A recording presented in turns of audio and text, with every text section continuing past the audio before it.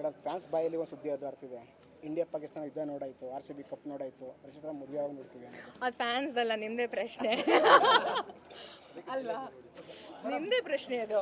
Fans ಏನಕ್ಕೆ ಕೇಳ್ತಾರೆ? ಪಾಪ ಒಬ್ಬರು ಬಂದು ಕೇಳಿಲ್ಲ ನನಗೆ. ಅವ್ರನ್ನ ಬೈಟ್ ತಗೊಂಡಿತ್ತು ಯಾರು? ಫ್ಯಾನ್ಸ್. ಒಂದು ನಿಮಿಷ, ಯಾರು ನನ್ನ ಒಂದು ನಿಮಿಷ, ಯಾರಪ್ಪ ಫ್ಯಾನ್ಸ್ ಇಲ್ಲಿ ಇರೋದು? ಇದ್ದಾರೆ ಒಬ್ಬರು ಹೇಳ್ರು ಬಾರೋ, ಒಂದು ನಿಮಿಷ ತಾಡಿ. ಹೌದು ಮೇಡಮ್, ನಾನು ನಿಮ್ಮ ಫ್ಯಾನ್. ಹಾಂ ಹೇಳಿ ಇವಾಗ ಪ್ರಶ್ನೆ. ಏನು ಗೊತ್ತಾ, ಗಂಡು ಹುಡುಗರು ಯಾರು ಕೇಳಿಲ್ಲ ಮೇಡಮ್, ಬರೀ ಲೇಡಿ ಕೇಳಿರೋ. ಅದರಲ್ಲೂ ಮದುವೆ ಯಾವಾಗ? ಮದುವೆ ಖಂಡಿತವಾಗ್ಲೂ ಮದುವೆ ಆಗ್ತೀನಿ. ಆ ಯೋಚನೆ ಬಂದಿದೆ. ನಮ್ಮ ತಂದೆ ತಾಯಿಗೂ ಕೂಡ ಹೇಳಿದ್ದೀನಿ.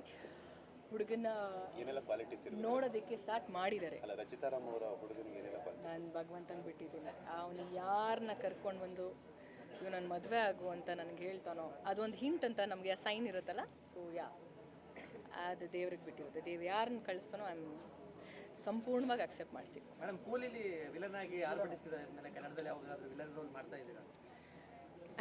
ನಮ್ಮೂರಲ್ಲಿ ನನಗೆ ವಿಲ್ಲನ್ ಆಗಿ ಅವಕಾಶನೇ ಇಲ್ಲ. ಪಾಪ ನನ್ನನ್ನು ಪ್ರೀತಿಯಿಂದ ರಾಣಿ ಥರ ಸಾಕಿದ್ದಾರೆ. ನಾನು ಯಾಕೆ ವಿಲ್ಲನ್ ಆಗಲಿ ನಮ್ಮ ರಾಜ್ಯಕ್ಕೆ? ಹೌದು, ಖಂಡಿತವಾಗ್ಲೂ ನನಗೆ ಕನಸದು. ರಜನಿ ಸರ್ ಜೊತೆ ಸಿನಿಮಾ ಮಾಡಿದ್ರೆ ನಾನು ವಿಲ್ಲನ್ ಆಗೇ ಮಾಡಬೇಕು ಅನ್ನೋ ಒಂದು ತುಂಬ ದೊಡ್ಡ ಕನಸದು. ಫೈನಲಿ ನಾವು ಹೇಳ್ತೀವಲ್ಲ, ಏನಾದರೂ ಬೇಕು ಅನಿಸುತ್ತೆ ಅಂದರೆ you should keep on manifesting ಅಂತ.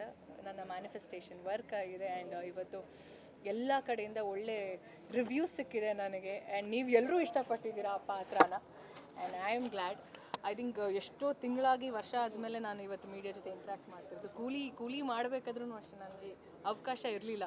I was not allowed in fact ಈ ಥರ ಸಿನಿಮಾ ಬಗ್ಗೆ ಹೇಳಬೇಕು ಅಂತ. ಸೊ ಇವತ್ತು ಖುಷಿಯಿಂದ ಸಂಪೂರ್ಣವಾಗಿ ಹೇಳ್ತೀನಿ. ತುಂಬ ಹೆಮ್ಮೆ ಇದೆ ನನಗೆ. ಆ ಸಿನಿಮಾದಲ್ಲಿ ನಾನು ಭಾಗಿಯಾಗಿರೋದು, ಆ ಪಾತ್ರ ನನಗೆ ಸಿಕ್ಕಿರೋದು, ಆ ಪಾತ್ರಕ್ಕೆ ಸಿಕ್ಕಿದಂಥ ಹಲವಾರು ಅಪ್ರಿಸಿಯೇಷನ್ ಎಲ್ಲ ರಾಜ್ಯದ ಕಡೆಯಿಂದ ನನಗೆ ಸಿಕ್ಕಿರುವಂಥದ್ದು. ಸೊ ಐ ಸಿನ್ಸಿಯರ್ಲಿ ಥ್ಯಾಂಕ್ ನಮ್ಮ ಡಿರೆಕ್ಟರ್ ಲೋಕೇಶ್ ಕನಕರಾಜ್ ಸರ್ಗೆ. ಸೊ ಎಸ್ ಮೇಡಮ್, ಬೇರೆ ಸಿನಿಮಾ ಏನಾದರೂ ಮಾಡ್ತಾ ಇದ್ದೀರಾ ಲೋಕೇಶ್ ಸರ್ ಜೊತೆ?